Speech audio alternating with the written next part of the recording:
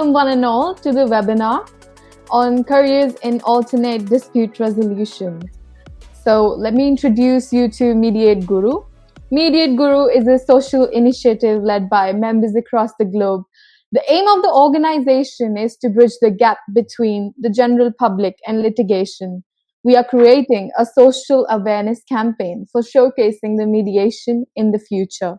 Having successfully conducted various international webinars regards to alternate dispute resolution, having a reach in more than 60 countries around the world, with an international family growing each day, we thrive forward. About LicitElite, which focuses on providing assistance to law students in self-grooming while acquiring better knowledge by generating an exclusive learning platform through activities like law classes, blog writing, competitions. It also aims to connect with the legal experts to design better learning experiences. I feel extremely honored to welcome our esteemed speakers for the session today. So our first speaker is Miss Amanda Lee, solicitor in UK and US Supreme Court, founder of Career in Arbitration, director of ArbitralWomen. I welcome you, Amanda. Thank you very much, Ria. It's an absolute pleasure to be here today, and thank you so much to MediateGuru for your kind invitation. I thought it might be helpful if I say a little bit about myself very briefly by way of introduction. As Ria has kindly explained, I practice in the UK. I'm also qualified to practice in New York, and I'm admitted to the bar of the US Supreme Court. I'm an arbitrator. I lecture at the University of Law in the UK, where I teach mediation and ADR. And I began my career in the field of dispute resolution and alternative dispute resolution more than a decade ago. So I've spent a lot of time working on cases involving different forms of alternative dispute resolution, negotiation, mediation, arbitration, adjudication. If it ends in "tion," I have probably done it, frankly. So I began my studies at the University of Aberystwyth in Wales, where I completed my LLB. I then completed my LPC and moved to London, where I joined a boutique firm, which ended up being a fantastic decision, because the good thing about being in a small firm is you get to do some really fantastic work and you get a lot of responsibility very early on. So I joined a firm and went straight into working on a £90 million major commercial dispute, which was a fantastic learning ground. I've had the privilege of becoming a member and now a fellow of the Chartered Institute of Arbitrators. I sit as an arbitrator now, which is always a privilege, of course, because parties are entrusting you to resolve their disputes. And over the years, I've mentored a large number of students and young practitioners from all over the world. And one of the things that became apparent when I was talking to these individuals is that it was really hard to start a career in international arbitration in particular, and ADR more generally, because frankly, there wasn't one place where you could go for all the information you needed. There was a bit of a black hole when it came to information. So I founded an organization called Careers in Arbitration last year to make sure that everybody who wanted to develop a career in arbitration in particular, hopefully, like some of you nice people who have tuned in to listen to us today, would be able to have access to good quality resources. After all, the fact that you're not based in a major arbitral seat like London or Paris or New York or Singapore should not mean that you can't have a successful career. You just need to know where to find opportunities and where to find information. So I have the privilege and the pleasure of helping people all over the world to progress their careers, which has been fantastic. So that's a little bit about me. I won't take up too much of this valuable session, but thank you very much, Ria, for the opportunity. Definitely, Amanda has a multifaceted educational background, which will definitely help our speakers to know more about arbitration and mediation as well. So our next speaker, I'm very honored to welcome Miss Maria Camila. Miss Maria Camila is a counsel at the CMS Dispute Resolution Group based in Lisbon. She's also a collaborator at the Spanish Arbitration Club Under 40 of the Portuguese chapter. Over to you, Maria. Thank you so much, Ria. And I'm just delighted to be here. And I'm quite surprised about the, so many people populating into this session. Thank you so much, Ria. Thank you so much, Mediate Guru. And it's just fantastic to be here with Amanda, who I believe speaks very highly, of how this arbitration community is growing and the need to have sort of mentors along the way. So I just want to congratulate Amanda for her great work. So as of me, I guess I'll go also with speaking a little bit about myself. I am originally from Colombia, where I got my LLB, and I also have a BA in political science. Back in Colombia, I practiced for a couple of years in private practice at a domestic law firm, which is actually the largest and one of the most prestigious one, where I did arbitration, mostly domestic, and some litigation work, of course, as well. And then I joined as an in-house counsel at highly regulated industries, consumer goods companies.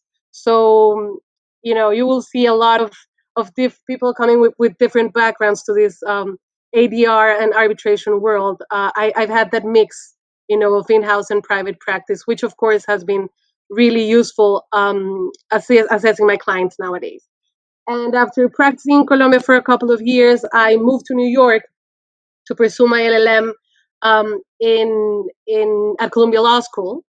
And it was a fantastic experience. We will share some insights about this later on. But what is important, I guess, in terms of my career and my journey, is that I actually, when I did my LLM, I was actually not as young as many of my colleagues, of my classmates. I'm sorry. So I think that's also good insight. There is just calm down. There is really not a big rush. It's really important that every choice you make, and especially these sort of investments, you give a deep thought about what you really want. I was lucky enough that when I did my LLM, I knew very well that what I wanted to do was merge these two big interests, and of course my experience, working in business as an in-house counsel and as an arbitration practitioner. So of course, the world of international arbitration just seemed like a perfect fit. And I was, very lucky to just be in New York and sort of get a sense of what a huge arbitration hub can offer. And after that, I joined Covington and Burling, which is a fantastic law firm in the US, where I worked as an international associate in New York. And currently, I am based in Portugal, in Lisbon, where when I joined CMS, which is of course a great place and a great team that I work with, and I focus on international arbitration and cross-border litigation. So I think that gives you a sense of where I come. Yeah, definitely. And especially, I am figuring out that the audience we have with us today includes a lot of law students, advocates, as well as our master's professionals. And I have been seeing a lot of questions in-house for you. Are you ready to answer them? so Most definitely. Bring it on. Yeah. So definitely our curious law students, or what you call legal eagles, have some very basic questions, starting from that: what subjects should I focus during my LLB if I wish to pursue a career in ADR? Do you want me to take that one, Ria? Yeah, definitely. Over to you. Okay, thank you so much. Okay, so this is a very important question. I think that sometimes people would think that what is important is just to take arbitration courses. Like, if I want to work in arbitration, I should take arbitration courses, or if I want to work in mediation, I should take mediation courses. I am of the opinion that that is not necessarily the case. And there is a couple of things I would like to comment on this. First of all, it might happen that in your jurisdiction, and I know from our audience that we have a very diverse jurisdiction from many different countries, it might be that you don't have a course offering. It might be that you don't have a course in international arbitration. Is that a deal breaker? Definitely not. I think that even if you have a lot of offering on this sort of courses, you should definitely not focus all of your studies in this sort of courses. And why is this? It's simply because international arbitration, and I'm going to focus on this, it's supposed to be a simplified procedure than it would be, like a civil procedure in your home country. So having said this, you would be surprised about how similar the different international arbitration centers, the rules, how similar they are.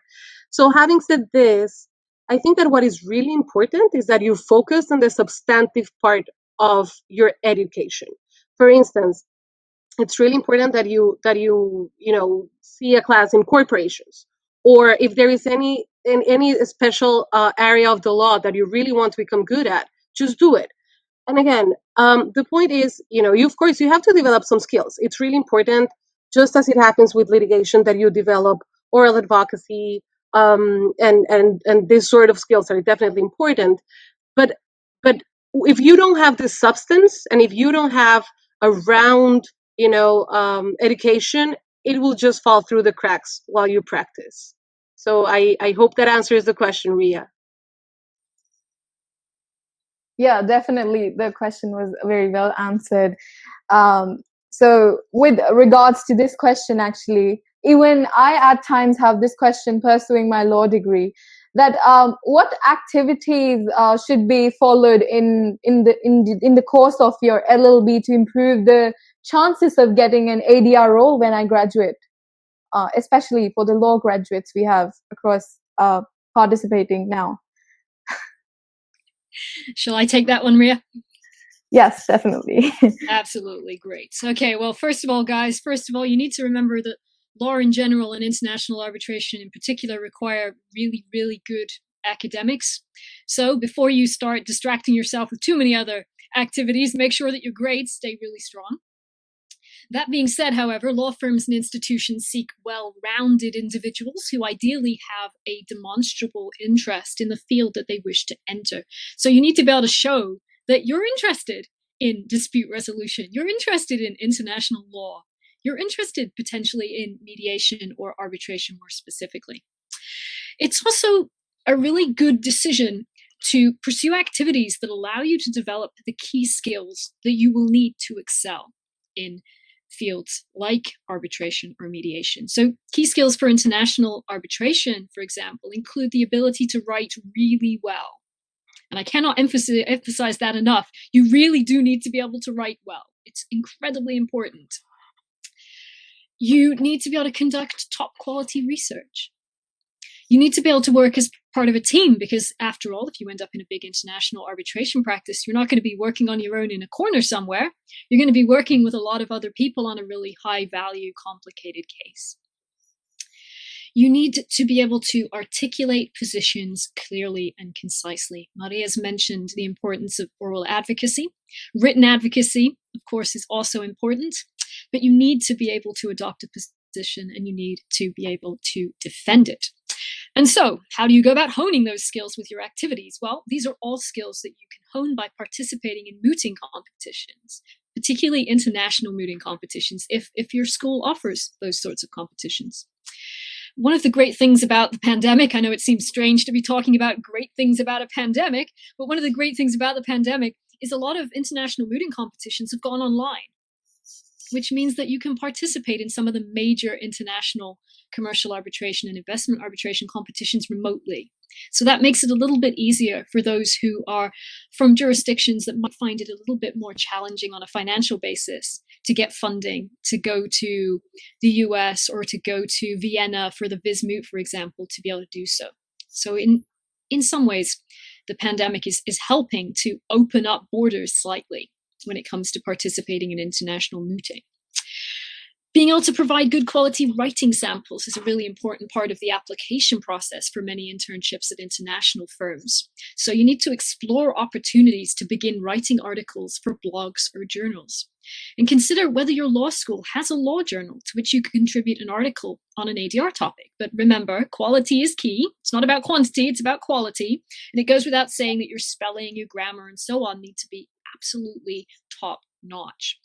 In addition, networking, which I expect we're going to end up talking a little bit more about because it's so important, is is incredibly, incredibly important. So make sure that you join university law societies. Does your school have an ADR or arbitration society? If so, join it.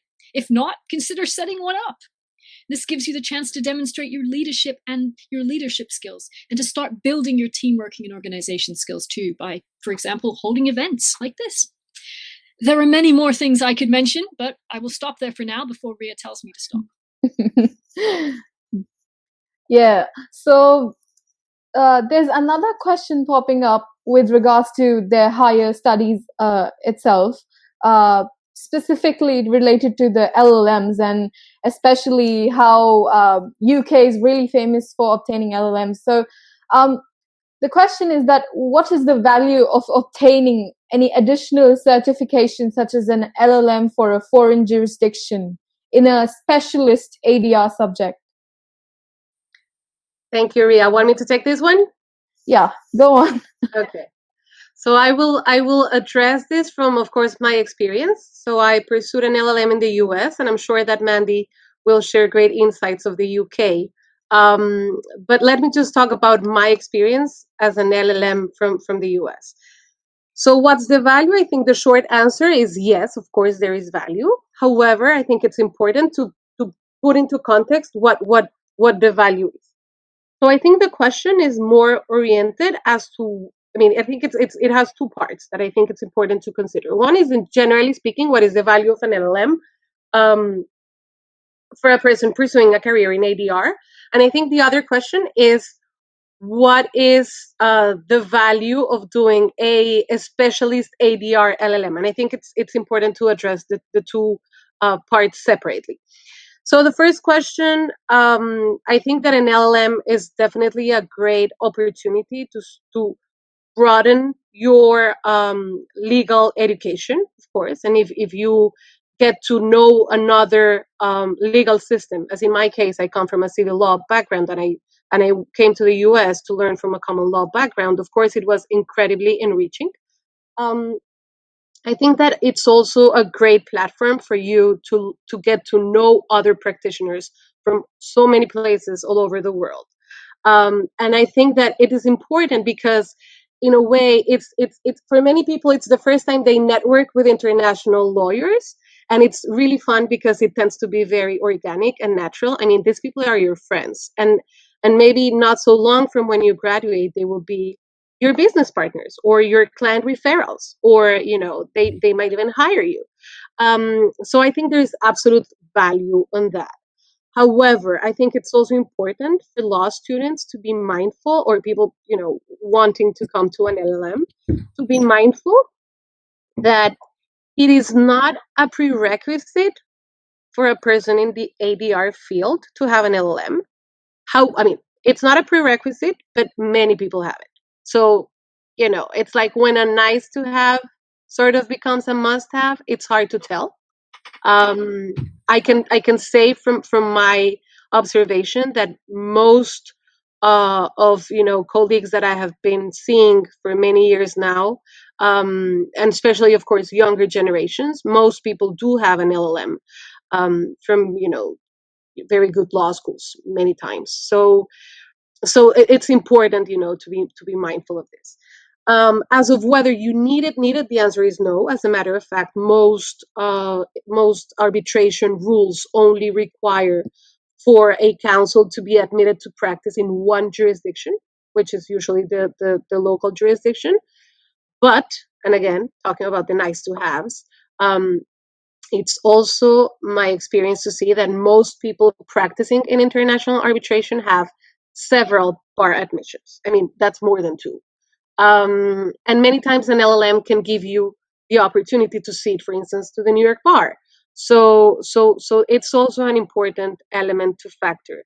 I mean, be mindful that international arbitration, it's not surprising how popular it is, because it's an international practice. Apologies for the redundancy.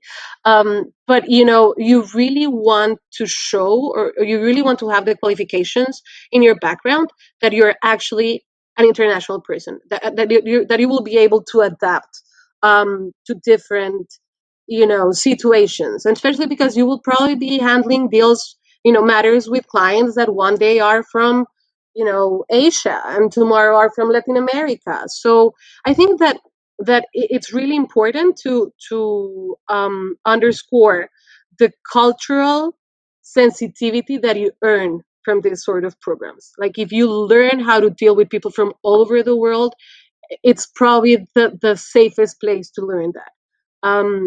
You don't want to be doing trial and error, dealing with a culture really foreign to yours in your workplace, So I think that's something very valuable that people sometimes don't speak about the LLMs. So yes, I am a huge fan.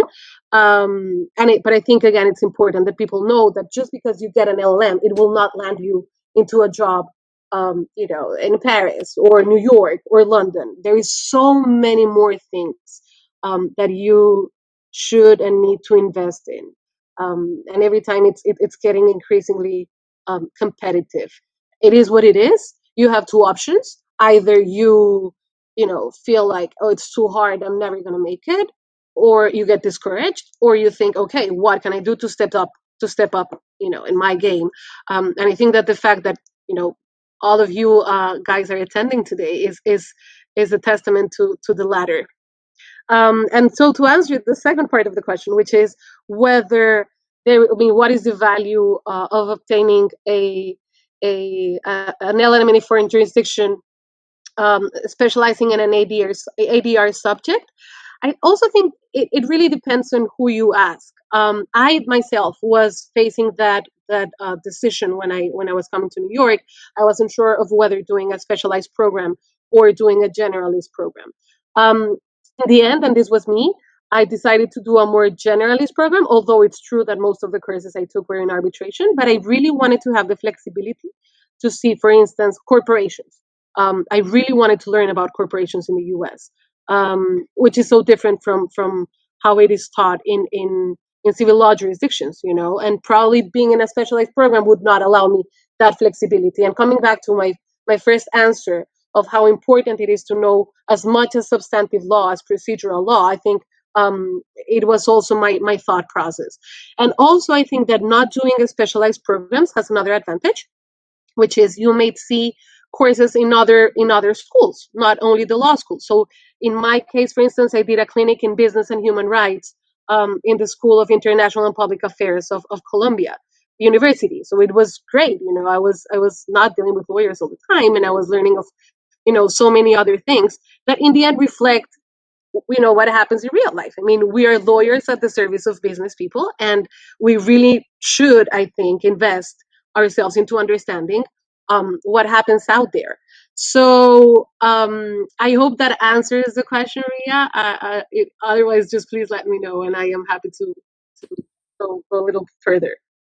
Yeah, actually the confusion is there because in our 5-year integrated programs, we don't have a mediation course. So that's why I think people think that it's a good idea to do LLM, and it has become a prerequisite now.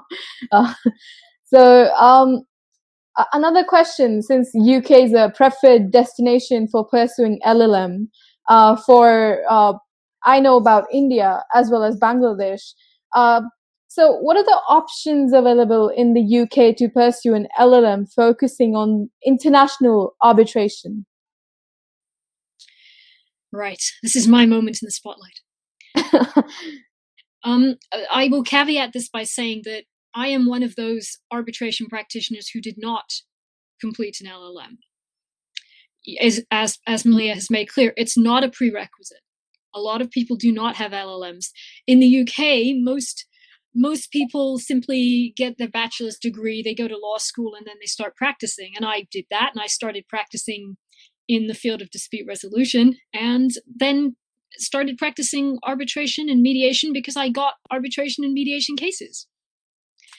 So I have a slightly different perspective, but I appreciate that LLMs are a very attractive prospect. And so I have had the opportunity to talk to a number of people about their LLM programs in the UK and how they found them and how successful they were and so on. So as many of you will probably know, there are a significant number of universities in the UK that offer advanced academic programs in arbitration, mediation, ADR, or a related discipline. So it may, for example, be dual honors. It may combine elements of different disciplines and couple them with international dispute resolution. Now, I'm not going to list them all because that would be a very boring segment for this webinar if I just stand up and recite a long list of LLM programs. Plus, none of them are paying me to advertise for them. So I'm not doing that. Thank you. But what I'm going to do is I'm going to mention some of the best known, which enjoy excellent reputations internationally. One of the best known is Queen Mary University of Law. I'm sure a lot of people listening to this webinar will have heard of Queen Mary. It offers online and in-person programs in international dispute resolution, and you can obviously think about the topics that you wish to cover. There's also a program offered by King's College London, offers an LLM in the same subject. University College London offers an LLM in litigation and dispute resolution. I know litigation might seem like a bad word if you're interested in pursuing ADR, but as someone who primarily trained as a litigator, you tend to get a lot of mediation in between your litigation. So generally, understanding mediation is an asset if you're a litigator, and understanding litigation if you're interested in mediation is also an asset. There are many more. You can look them up online quite easily by Googling LLM International Arbitration in the UK. The choice between these different programs will often come down to whether you want to study full-time or part-time, whether you want to study online or on campus, what scholarships may be available. I appreciate scholarships are often a very important consideration because these courses, as Maria will confirm, having done one at Columbia, are not cheap. Frankly, these courses are expensive. So you need to think really carefully before you embark on them. Maria's explained the reasons why it can be a good idea to do them and why, you need to think twice. So really, really do think about whether this is what you see yourself doing and whether you want to get some experience first. A lot of people pursue higher education after they've got a bit more experience. Maria's mentioned how she was a bit older when she did her LLM. And there's a lot of value in bringing practical insights. One of the great things about these international LLM programs is you're on a program with people who've been practicing, people who can actually say, that's happened to me. I know what that's like. That was insane. I was on that case. That was, that was completely, I can't believe that happened. You don't get that if it's a class just full of students. So sometimes being a little bit older and having a little bit more experience can be valuable. And you can think very carefully about your timing. It's important to think about whether you want to just study arbitration, whether you just want to focus on a particular facet of arbitration, such as maritime law, or investment law, these sorts of disciplines. Having a broad plan, having a strategic understanding of where you see yourself in the next few years is very important when it comes to choosing your program. I always recommend that people don't just blindly go and find themselves an LLM just because they go, oh, gee, that's what people do. People in arbitration go and they do an LLM and then magically they get a wonderful job. That's not how it happens. It's incredibly competitive. The reason why so many people tend to have LLMs nowadays, or at least one of the reasons, is that everybody has one. If you don't have one, law firms can look at your resume and go, well, you haven't got one. So this guy's got one, this girl's got one, so they're more qualified than you. Maybe we'll hire them instead. So it is a way in which law firms can differentiate between students. So it really is important to think carefully. The course that I teach, which is a master's program in mediation and ADR, it's actually a very practical program. So the idea of the program I teach is to equip you with the skills that you would actually need to sit as a mediator or to act as counsel in mediation proceedings. So think about the value not just of LLMs, but of more practical courses. Because a lot of these skills, you can only develop them by doing. You become a good advocate by standing up and speaking. You don't become a good advocate by reading about what it's like to be a good advocate or reading about what it's like to be an arbitrator. If that was the process, all we'd be doing is buying a textbook and just going, oh, gee, now I'm a fabulous arbitrator because I've read all about it. You have to get out there. You have to do it. You need practical experience, not just academic experience. And having access to other practitioners on international LLM programs, such as UK programs, means that you get the benefit of those insights. You can talk to the people who are actually doing it. And that's really important. And I'm not going to say any more because I've already spoken too long, and Ria's going to throw something at me virtually in a minute. Right. So I think you've very well demonstrated how important practice is in the legal career. And heading to like the favorite question of the entire webinar is about resources. So what resources are actually available virtually in this time actually? What resources are available for gaining more knowledge about ADR, or which can actually help developing our careers in the law? I'm gonna take this one again, Maria, if you don't mind. Feel free to chip in. I understand that the wonderful technical people behind this webinar have a list that I've prepared just in case this question came up. So hopefully they'll be able to share that with you all. There are so many fantastic resources available. The pandemic has sent events online, which means that there's now a plethora of arbitration and mediation events covering every conceivable topic you can think of. And you can attend them from the comfort of your home. You can basically bring a leading arbitrator into your living room virtually to tell you important things about their chosen field. You might not want to do it in real life, but you can do it virtually. You don't have to, pay for the biscuits or anything. It's really exciting. And this has created a body of know-how that you can tap into via platforms such as YouTube. You can find a lot of links to arbitration videos on LinkedIn by searching for the hashtag arbitration fix. So it's literally hashtag arbitration fix, all one word. And you can start watching. Professor Gary Bourne, who's an eminent expert in the field and the author of the book that's generally regarded as the Bible for arbitration practitioners. It's really heavy. If you drop it on your foot, you're going to be in trouble, I assure you. It's like sort of gigantic, and there's 3 of them, so it's like gigantic 3-volume set.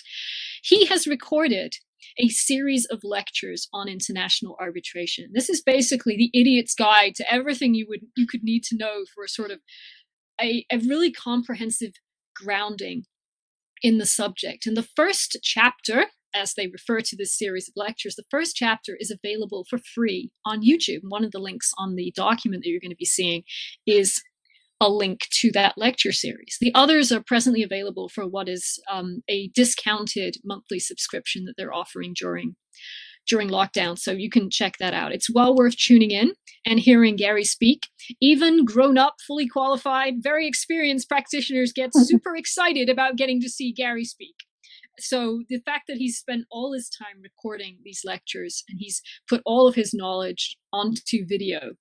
So, well, not all of his knowledge, of course. He knows a few other things too. Keeps some secrets up his sleeves, I'm sure. But he's put a lot of his knowledge onto this video series. So you can tune in and learn an enormous amount about how the field works from a true expert.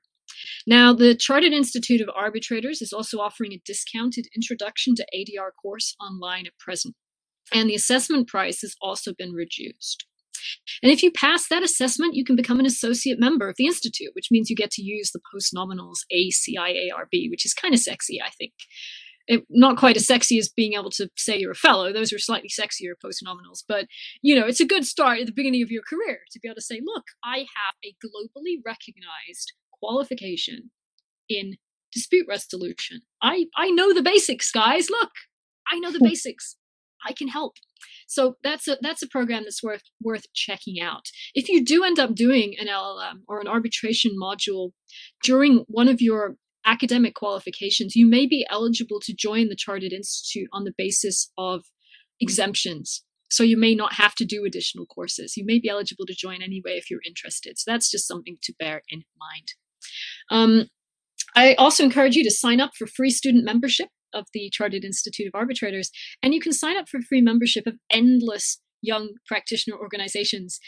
There are so many of them. There are more than 80 young practitioner organizations focusing on international arbitration and ADR related topics. So basically, wherever you're based in the world, there will probably be a group of young practitioners that you can go and hang out with virtually at the moment, of course, but in due course, you can hang out with them in person. And if there's not, if your jurisdiction doesn't have one yet, set one up. Don't wait around for somebody else to take the initiative. I mean, come on, set one up, make a name for yourself.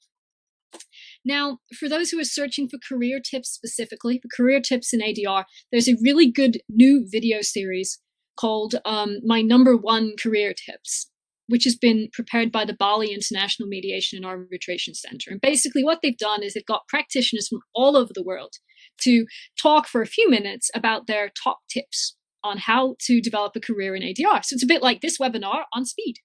So you just get a little video each week. Every Friday, they drop a new video, and you just tune in, get some new tips on how to succeed in the field.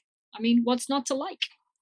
There are also, for those who are looking for some up-to-date insights on what's been happening in the world of arbitration and mediation, if you want to know what the hot topics are in these subjects, you can tune into the blogs that are posted by Wolters Kluwer. And they feature articles about mediation and arbitration, things that are taking place all over the world, and they help you keep up to date with the latest developments. I could go on and on, as you can probably tell. There's wonderful things like podcast series as well. Tales of the Tribunal is fantastic. Check that one out. Arbitration Station is fantastic, particularly if you like investment arbitration. These are all wonderful. I'm going to finish off by saying that you can also keep up with the latest developments by following my initiative, Careers in Arbitration, on LinkedIn. Basically, I do the hard work for you. I find the good resources and I stick them on one feed. So, you're busy people. You haven't got time to scour the internet for arbitration resources. So I do it for you when I have a spare 5 minutes, basically. Yeah. Amanda has been really generous for us law students, actually, by providing all these resources. So the next question is also, I feel, very important for us young individuals, that what is networking in the law field and why is it important? So Ria, thank you so much. Maria here. It seems like I'm having a bit of a glitch, so my video might be off, but it's supposed to come back soon, so I apologize for that. So as of networking, I think the short answer is that it's a very scary field, especially for people who come from jurisdictions where it's not very common. And I think a good friend of mine once said that networking is nothing but having professional friends. And I like to think of it like that.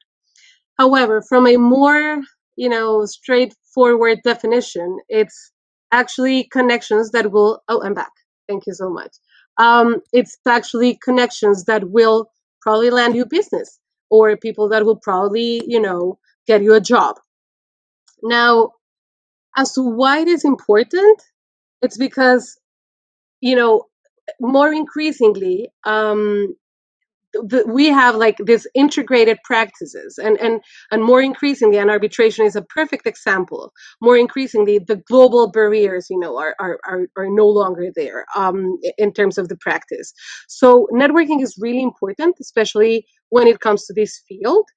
Because it's otherwise you would not meet, many of the people who are practicing elsewhere, and from whom you can learn so many things, such as developments on the practice, and so on and so forth.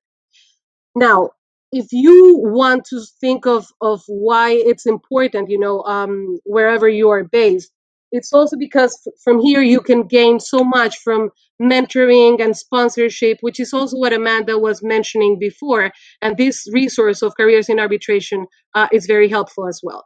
I mean, think of this as people like you would think of people with whom you went to law school, who are going to be working with you, during the rest of your life. So I guess that's a broad idea of what networking is and why it is important.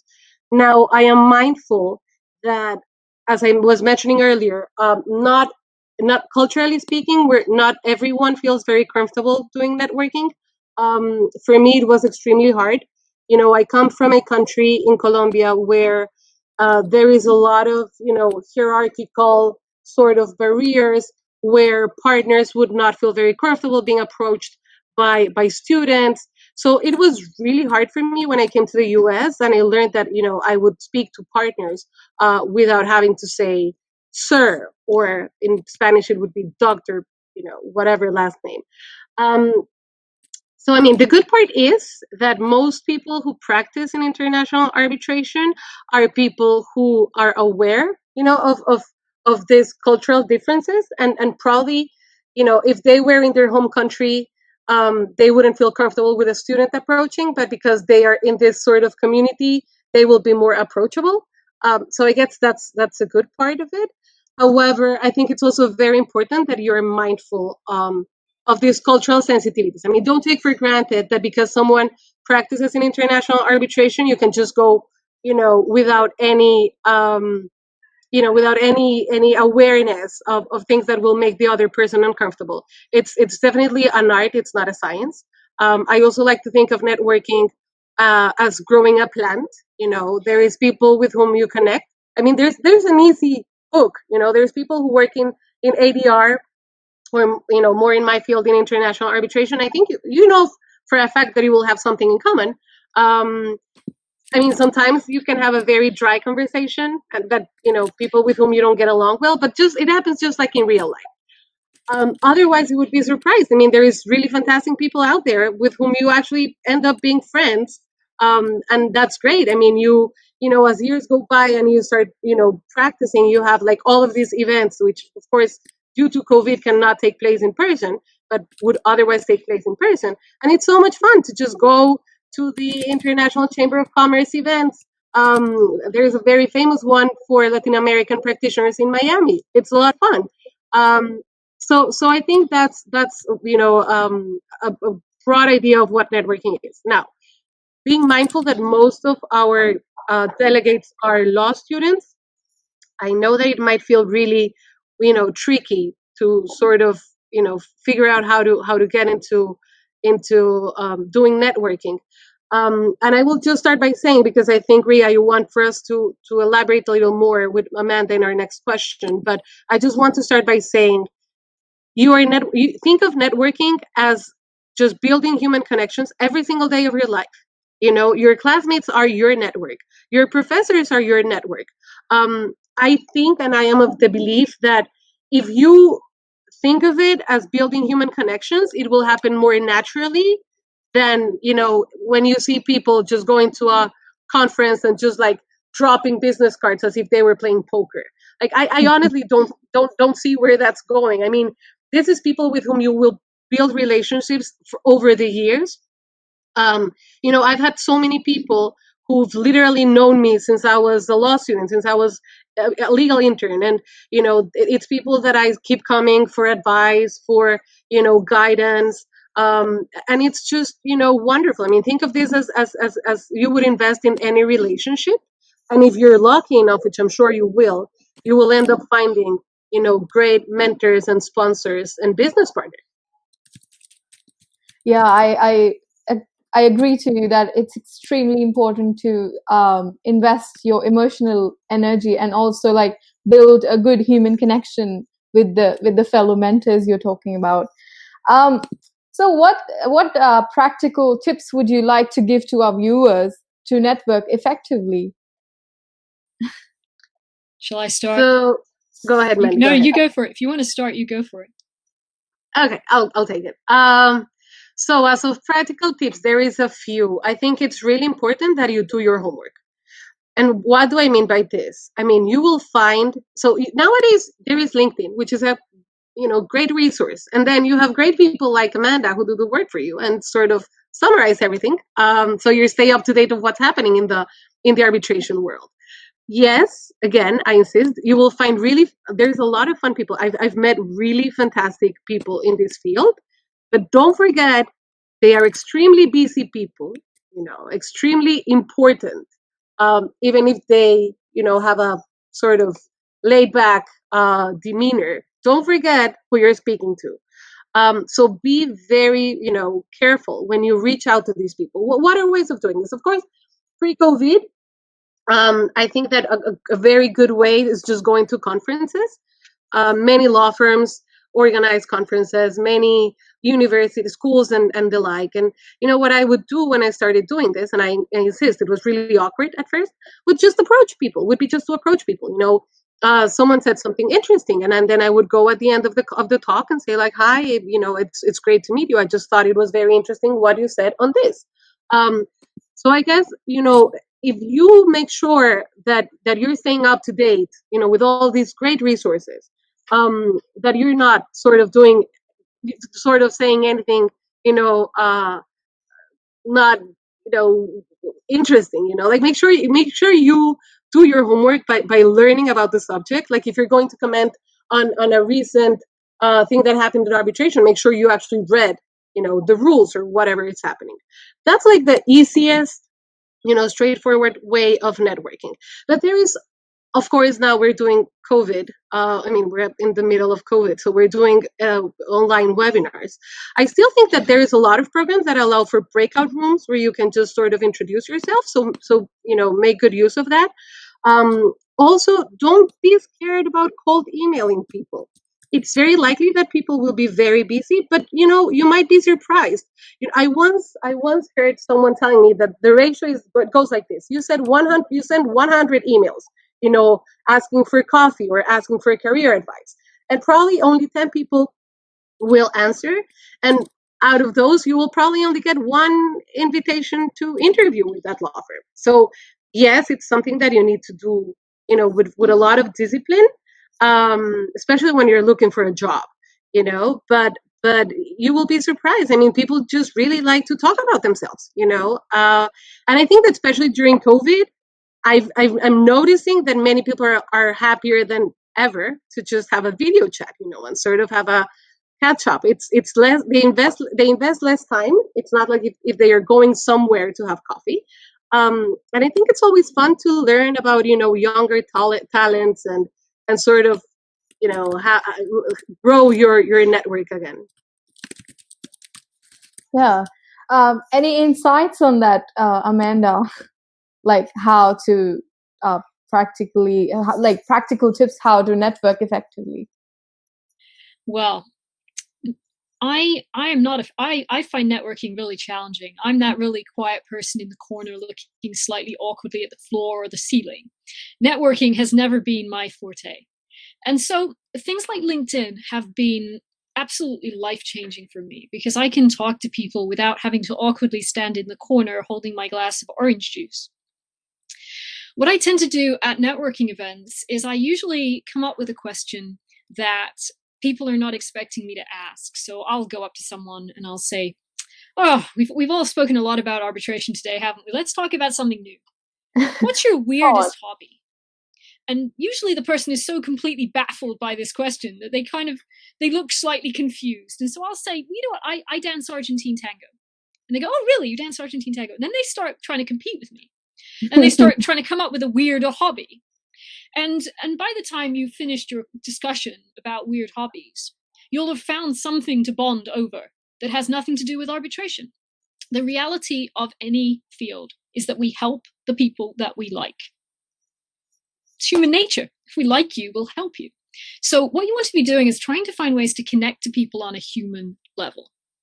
So aim to adopt the approach of giving, not taking.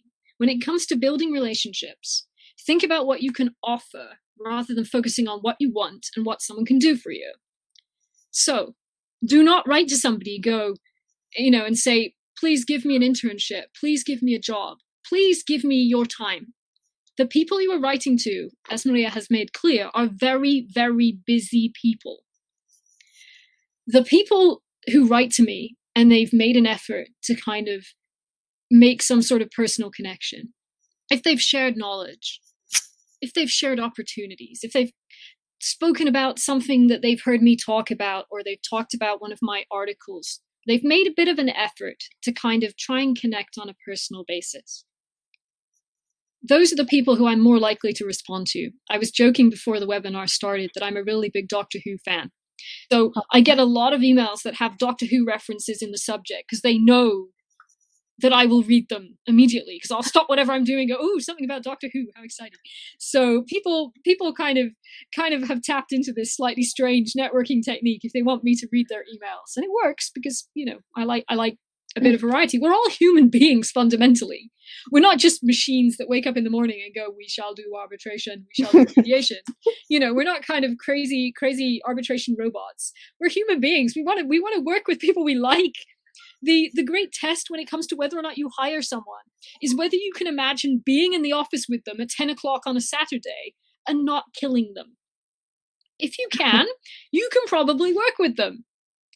If you can't, they might not be the right fit for your team. It's a sort of general litmus test.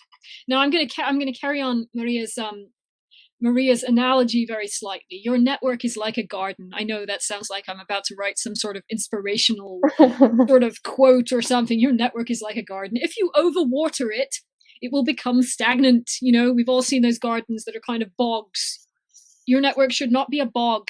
If you overly harass your contacts, they will not see you as someone that they want to be hearing from. Do not write to very busy people and then chase them 24 hours later. You haven't replied to my email. Well, no, I don't know you. Why would I reply to your email? You haven't given me any basis on which to do so.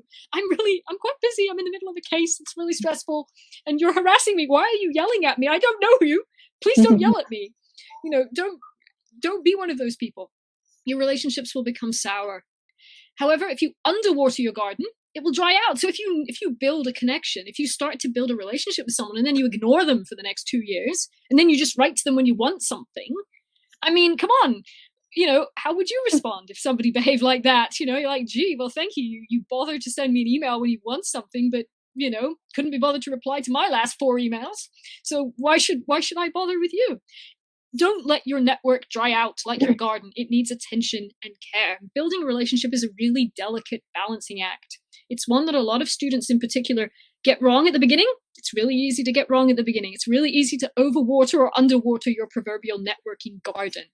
So do not neglect building relationships, but think about building relationships with your peers too. People of your age, people of your level of experience. It's not all about bonding with the great and the good. It's also about building relationships with the people who are going to be your future colleagues and your future opponents. And always, always, always be professional and respectful. Good manners, as my mother would say, good manners cost you nothing. I apologize for interrupting you. There's also some life advice for our viewers today. I try. Life advice is the way forward. We've talked about the accomplishments, all about arbitration and how good it is, but what are the challenges you actually faced in international arbitration, like a career in international arbitration as a professional? Should I start, Mandy? I look forward to hearing your challenges. Go for it. Thank you so much. Whoever tells you this is an easy path or it's been easy for them, I don't believe it. I think the first thing you need to know, and this was something that Professor Kabir Dugal told me many years ago, when I was telling him, I want to practice out of my hometown, Colombia. What advice you've got? And he said, Maria, the first thing I want you to know is that if you think you want this, you need to make sure you really want this. Because it's not going to be easy. You will get gazillions of rejections, gazillion, and it will totally, take you out of your comfort zone. You're probably used that, you live in your country, you speak the language that you're practicing in. In my case, it's Spanish. You probably went to a good law school. You probably went to, you got good grades. You have your entire network to sort of help you out, right? So if you're going to a foreign jurisdiction or trying to do some international work, you have none of that. Meaning that the only thing you have is your work ethics, your enthusiasm, and all of these things that you can simply not fake, So, when he told me this, it was really life-changing. I know it sounds simple, but I just want to share this message with you. If you want this, you have to really, really want it, because it's not easy. It's not easy, but it's not impossible. And this is not to discourage any of you. I think that, on the contrary, every time more and more, the arbitration field is craving for having a more diverse, number of practitioners doing this. So especially if you come from jurisdictions where arbitration has not been as developed, as in Singapore, Hong Kong, or New York or the like, definitely don't get discouraged. And I also think it is really important to know that there is no right formula for this. There is a lot of bumps on the road, but such is life, and I think that, in terms of how challenging it has been, I mean, of course, yeah, it's been incredibly challenging. Has it been incredibly rewarding? Yes, most definitely. The rewards have been much, much more than the challenges, and it's a permanent thing. It's not like, oh, you got the internship, so check, you got it. No, that's not like that. I mean, practicing in international law, we're still lawyers. We're very risk averse, and people. It's not like in other fields where you would easily go like jumping from jurisdictions all over the place. So it's a permanent. I think it's the biggest challenge is to be permanently proving yourself and everyone that you deserve to be where you are, that you've earned it. Because again, nothing precedes you. Nobody cares who, like, where. I mean, probably it's important, but it's not really important like where you come from or who or whatever. What really matters is what you bring to the table. So I think those are like my thoughts. Mandy, you can enlighten us too. Thank you very much, Maria. I will do my best to enlighten you quickly. Well, we're talking a little bit about challenges. I'm the first person in my direct family to go to university. I'm the first to become a lawyer. I expect a lot of people listening are in the same position. And as a result, I didn't know any lawyers growing up. I didn't meet any in real life until very late in my academic studies, and I had no role models or mentors in the legal field as a result. The first time I met a lawyer, I was so nervous, I basically developed a giggling fit and couldn't stop laughing for about 15 minutes. I think he thought he was dealing with a crazy person. Frankly, he was terribly nice, and he kept telling jokes. This really did not help with the giggling, I can assure you. The whole thing was just like a debacle. That is an example, by the way, of how not to network. Do not have laughing fit, okay? Keep this in mind. If you take nothing away from this session, keep that piece of advice in mind.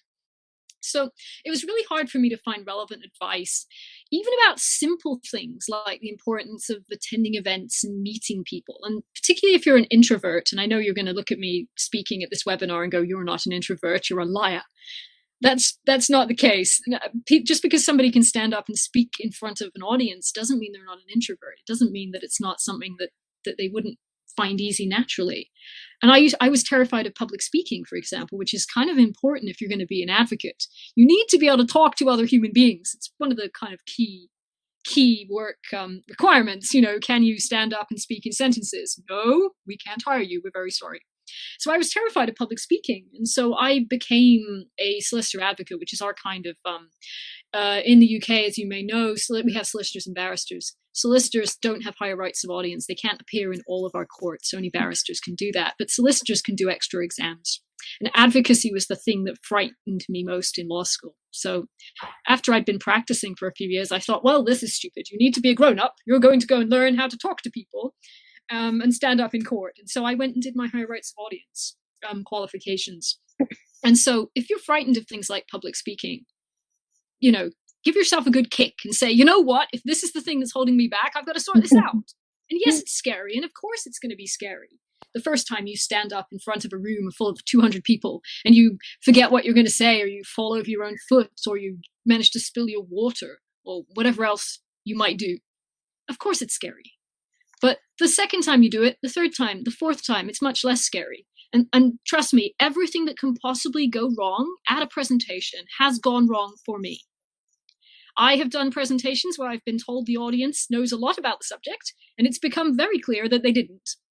I have given presentations where there's been a fire alarm in the middle, and I've had to continue the presentation in the parking lot practically. We did manage to find another room eventually. I've given presentations where I've been so jet lagged, I've had the wrong speaking notes with me.